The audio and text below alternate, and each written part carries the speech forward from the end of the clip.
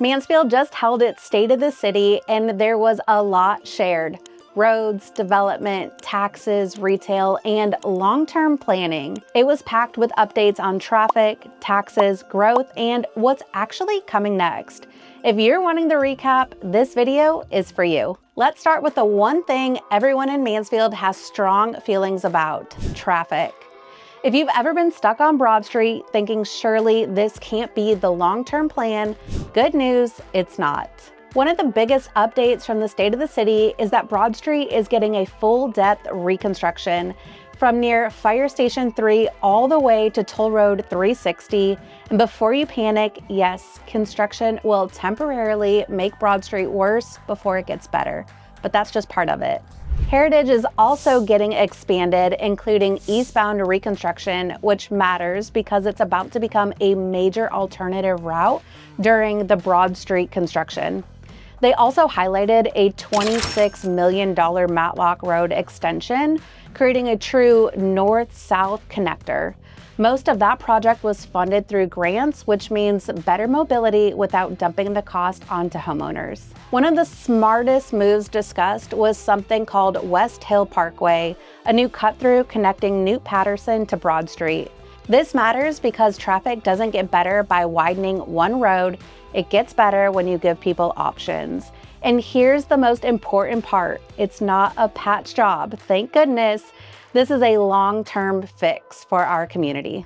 Mansfield is also leaning into technology. They're using emergency vehicle signal preemption, so lights clear before police or fire arrive. Also, one that surprised me: AI-powered pedestrian direction at intersections like Broad and Main, improving safety, especially at night. I find it really interesting that Mansfield is adopting AI this early on, but I like that they're being proactive, leaning into technology. If you're new here, I'm Amanda Ryan, local realtor with On the Move DFW team, Keller Williams Realty. Subscribe to stay up to date with what's going on in our community. After talking about roads, traffic, and all the big projects coming to Mansfield, there's usually one follow-up question that comes immediately. Okay, so what does that mean for taxes? One of the more meaningful updates from the State of the City was how Mansfield is approaching taxes. Since 2019, the tax rate has steadily come down, even while the city continues to invest in infrastructure, public safety, and amenities. A big reason that's possible is diversification. Sales tax is now Mansfield's second largest revenue source, driven by entertainment, retail, and business growth. That shift allows the city to fund projects without leaning as heavily on property taxes. In simple terms, more activity in commerce helps balance the load. This wasn't just about how the city was collecting revenue, it was also about how they manage it. Mansfield is actively paying off debt through a specific strategy, which reduces long-term interest costs. That approach has helped the city maintain AAA credit ratings across multiple funds and nearly 4 decades of top-tier financial reporting awards.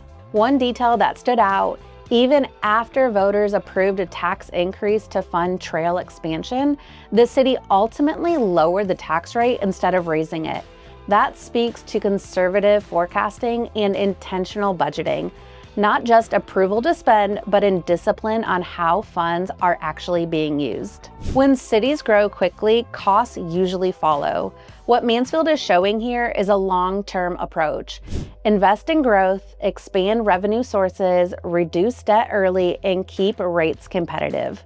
That balance is what allows a city to grow without becoming over-leveraged. So when you hear about roads, parks, major developments, this answers the natural question behind all of it. Growth is happening, but it's being managed with a clear financial plan. One of the most consistent themes throughout the State of the City wasn't just growth, it was how Mansfield is choosing to grow. Because growth is inevitable in North Texas, but the way a city handles it is a choice. The mayor made a point that stood out to me. He said, "We're not Burleson, we're not Cedar Hill, we're Mansfield." That might sound simple, but in a metroplex as large as ours, identity can get lost quickly if a city isn't intentional. Mansfield leaders talked a lot about planning and not just reacting. The city uses long-term framework to guide decisions, which really comes down to a few priorities: maintaining strong essential services, creating spaces people actually want to spend time in, supporting economic growth without sacrificing livability. This is why you're seeing investments not just in roads and buildings, but in parks, trails, downtown spaces, and preservation. One example of that balance is green space. Mansfield has added over 20 parks in the last decade and continues to expand trails with the goal of having a park within a 10-minute walk for residents. They also purchased 100 acres for a future nature preserve, a deliberate choice to protect open space instead of filling every available acre with concrete. This idea of identity shows up downtown. Projects like Geyer Commons and the Watermill District aren't about adding density for the sake of it. They're about creating places where people naturally gather. It's the difference between driving through a city and actually experiencing it. What stood out the most to me is that Mansfield isn't chasing trends. They're building in a way that feels familiar, connected, and intentional, even as the city grows larger and more complex. That's not easy to do, especially at this pace. So yes, Mansfield is growing in so many ways, but it's doing it with a clear sense of direction, protecting what already works while making room for what's next. And that balance is what keeps a city feeling like home even as it changes. One of the clearest signals from the state of the city is that Mansfield isn't just growing, it's becoming more convenient in very real everyday ways. Let's start with the basics: groceries. H-E-B is officially open, Costco is scheduled to open later this year, and there's one specialty grocer on the way, widely rumored to be Trader Joe's, which the mayor jokingly called one of the worst kept secrets in the city. On top of that, the city confirmed that there are additional retailers already in the pipeline, but I guess those will be a secret. The city also shared a lightning round of notable openings expected in 2026, and this list is getting a lot of attention. Hilton Garden Inn, Chuy's, Boomer Jack's, Hideout Pizza, including a second-story bar, Barnes & Noble's, and Total Wine. This kind of growth doesn't just add places to shop or to eat, it reduces drive time to Arlington, Grand Prairie, and other areas nearby, which keeps our spending money inside of the community and really adds an assortment of options. Maybe the lines won't be so long now. So when people talk about Mansfield having everything now, this is what they're referring to. To really understand where Mansfield is heading, you have to look beyond rooftops and retail. The state of the city made it clear this phase of growth is about economic strength and long-term stability. One of the strongest signals a city can get is when companies that are already here choose to expand. Mansfield highlighted several major examples: Mauser Electronics continuing to expand operations and warehouse capability, Klein Tools relocating corporate staff to Mansfield and building its global research and development headquarters, bringing roughly 400 high-paying jobs, and Cellmark, a Mansfield-born company expanding manufacturing. These are long-term commitments. The city also outlined what's shaping up for one of the biggest growth engines ahead, the Staybolt Street Entertainment District, just east of Toll Road 360. This will include Mansfield Stadium, the city's first convention center, and major hotels and entertainment venues.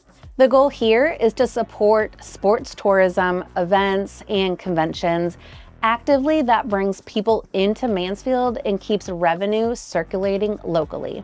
2 hotel projects stood out because they're anything but typical, and they're coming to Mansfield.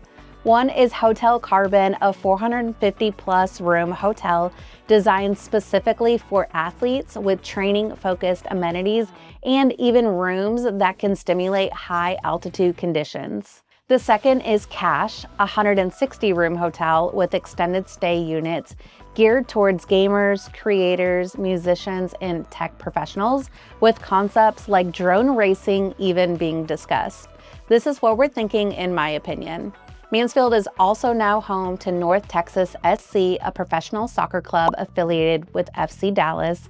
Beyond games, the club brings year-round activity, training, and regional visibility, another piece of the larger economic puzzle. The takeaway from this year's State of the City is simple. Mansfield is growing, but it's doing so with intention, planning ahead, strengthening its economy, and building a city designed for the residents. If you live here, you're watching that story unfold in real time. And if you're paying attention, you can see exactly where it's heading. That's a wrap from the January 2026 State of the City. There's a lot to unpack. Tell me in the comments what you think about everything that's going on here in Mansfield. I'm Amanda Ryan with On the Move DFW team, Keller Williams Realty, and we keep up with what's happening here locally. If moving is on your radar, schedule a call with us by visiting our website.